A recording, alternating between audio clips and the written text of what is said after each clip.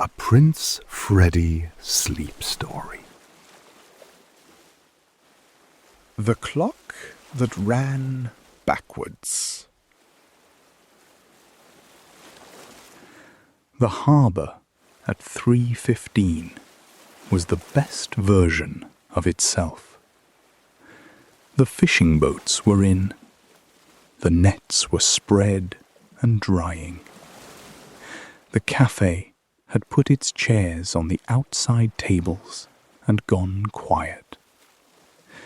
The square above the beach was empty, except for a cat conducting a thorough investigation of the fountain's shadow. 3 pigeons had decided the arrangement was acceptable. The whole place had exhaled. This happens when everyone inside agrees to stop for an hour and means it. Prince Freddie liked the siesta harbour.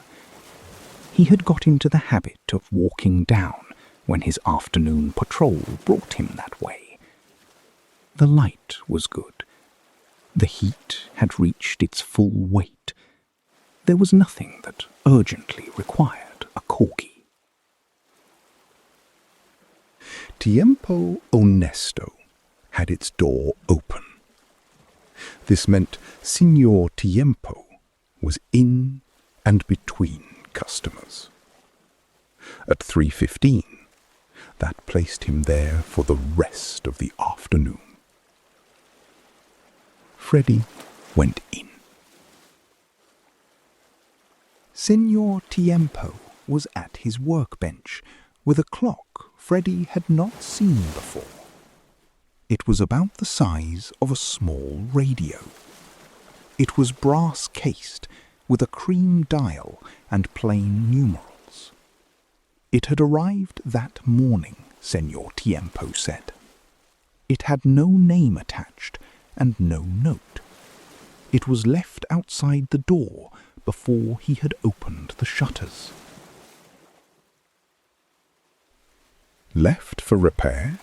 Freddie said. That's the thing, Señor Tiempo said. It doesn't need repair. Freddie looked at the clock. It was ticking steadily. The second hand was moving, but to the left. He looked at it for a long moment. It runs backwards, he said. Perfectly, Señor Tiempo said.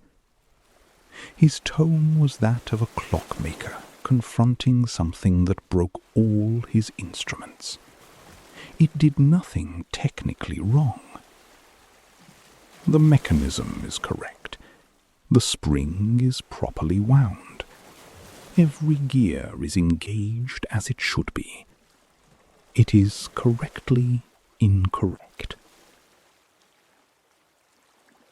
I have been sitting here for 4 hours.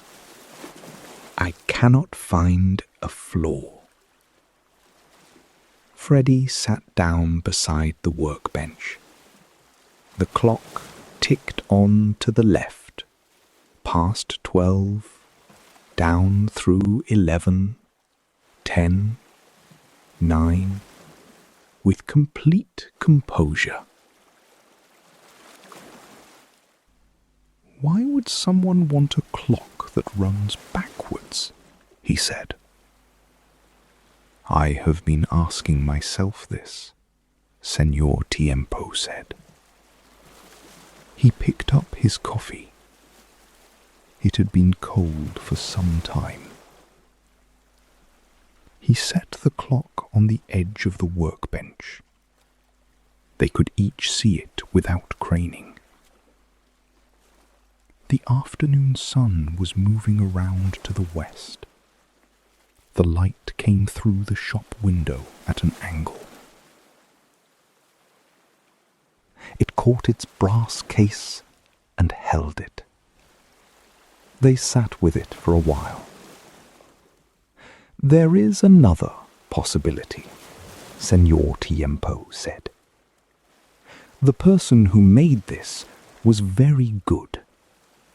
They were also very strange. They did not feel they needed to explain themselves. Freddie's tail moved once. Those are often the best clocks. This is true, Señor Tiempo said. They were quiet again. The clock ticked steadily backward through the afternoon. At some point, a woman came in, asking about a battery replacement. Señor Tiempo attended to her. Freddie watched the dial. The woman left. The shop was quiet again. The backwards clock had passed 9 o'clock. It was working its way toward 8, with no intention of stopping or explaining itself. What will you do with it? Freddie said. Keep it, Señor Tiempo said, without hesitation. Someone will come for it, or they won't, and it will stay. Either way, I would like to keep watching it. I have had 60 years of clocks that go the same direction. I find I am not tired of seeing one go the other way. He set it on the shelf above the workbench. It was between a carriage clock and a small barometer. It looked completely ordinary there. It ticked in the company of things that told time differently. Its second hand swung left with great dignity. Freddie left as the harbour was coming back to life. Chairs were being put down outside the cafe. A man wheeled a bicycle. The boat's rigging was beginning to chime as the sea breeze picked up. He walked home along the high path above the beach. He could see the full sweep of the coast. The lighthouse was at one end and the fishing boats at the other. The water was that particular flat blue of late afternoon in the good season. The cottage was at the end of the path. His human's bicycle was against the wall. The kitchen window was open. Freddie went in. He drank a long drink of water. He went to the bed. He circled once, twice, 3 times. Lay down with his back against the warmth of the wall. One ear folded forward, one folded back. His breathing slowed almost immediately. In the harbour, in Tiempo Honesto, a small brass clock ticked backward. It had passed 7 o'clock. It was making its way toward 6. It would reach 6 in exactly 60 minutes. The end. Sleep well, Prince Freddie. In the harbour, the backwards clock has reached 7. It is making its way to 6.